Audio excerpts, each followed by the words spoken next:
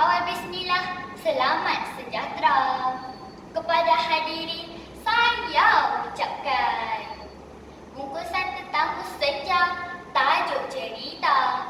Moga dapat dijadikan teladan.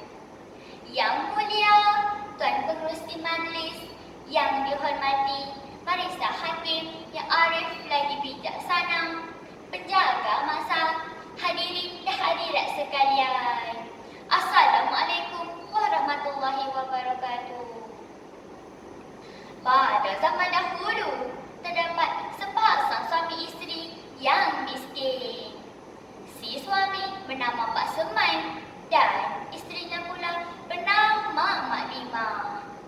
Mereka mempunyai 5 orang anak yang masih kecil. Pekerjaan harian mereka ialah menjual penyapu lidi. Pagi-pagi lagi, Pak Semai dan Mak Lima keluar rumah. Mereka ingin mencari pohon kelapa untuk mendapatkan daunnya. Daun-daun kelapa itu kemudiannya akan diraut untuk dijadikan penyapu lidi. Setelah itu, Pak Semai dan Mak Lima pergi menjajah penyapu-penyapu itu sekeliling kampung. Walaupun pendapatan yang diperoleh tidak seberapa, namun mereka tekun bekerja. Anak-anak Pak Semai dan Mak Lima tidak pernah meminta-minta. Mereka seolah-olah mengerti akan kehidupan ibu bapa mereka yang kais pagi makan pagi, kais petang makan petang. Alhamdulillah, akhirnya penyapu lidi itu habis dijual. Pak Semai tersenyum sambil mengira hasil jualan yang diperoleh pada hari itu. Ibarat kata pepatah, kalau tidak dipecahkan royong, manakan hendak mendapat sagunya. Walaupun tidak seberapa, namun mereka rasa bersyukur. Walaupun mereka penat bekerja, namun mereka tidak pernah meninggalkan solat dan merungut. Setelah berehat, Mak Lima pergi ke dapur untuk menanak nasi. Tiba-tiba, Mak Lima rasa terkejut kerana beras hanya segenggam sahaja. Tidak cukup buat mereka sekeluarga. Pak Semai menyuruh isterinya memasak untuk anak-anak sahaja kerana tidak sanggup melihat anak-anak mereka kelaparan. Setelah siap memasak, Mak Lima memanggil anak-anaknya makan. Ketika anak-anaknya hendak makan, tiba-tiba kedengaran suara orang memberi salam. Pak Semai segera menjawab salam tersebut. Mereka merasa sungguh pelik kerana jarang tetamu yang datang berkunjung ke rumah mereka. Sebaik saja Pak Semai membuka pintu, dia mendapati seorang pemuda tercegat di depannya. Pemuda itu menggalas sebuah bungkusan dan pakaiannya kata sungguh comot seperti seorang musafir. Pemuda itu perkenalkan dirinya dan ingin menumpang tidur di rumah Pak Semai. Pemuda itu merayu kepada Pak Semai agar memberikannya sedikit makanan kerana sudah 2 hari tidak makan. Mendengar kata-kata pemuda itu, Mak Lima mengajak suaminya pergi ke dapur lalu berbisik.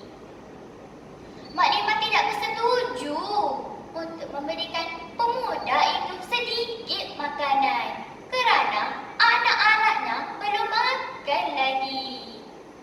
Namun begitu, Pak Semai tak sampai hati untuk membiarkan tetamu itu, lalu memujuk isterinya agar memberikan keutamaan kepada tetamu yang kelaparan itu. Akhirnya Mak Lima mengalah. Pak Semai dan Mak Lima jemput musafir itu makan. Musafir itu makan dengan telujuh sekali. Habis semua makanan yang dimasak oleh Mak Lima Mak Limah menyuruh anak-anaknya bersabar dan tidur dahulu kerana makanan sudah habis. Pada malam itu, pas masa keluarga tidur tanpa menjamah sebutir nasi pun, anak-anak Pak Seman merengek kelaparan. Pak Seman memujuk anak-anaknya agar menunggu hari siang. Pak Seman berjanji akan memberikan beras pada keesokan harinya.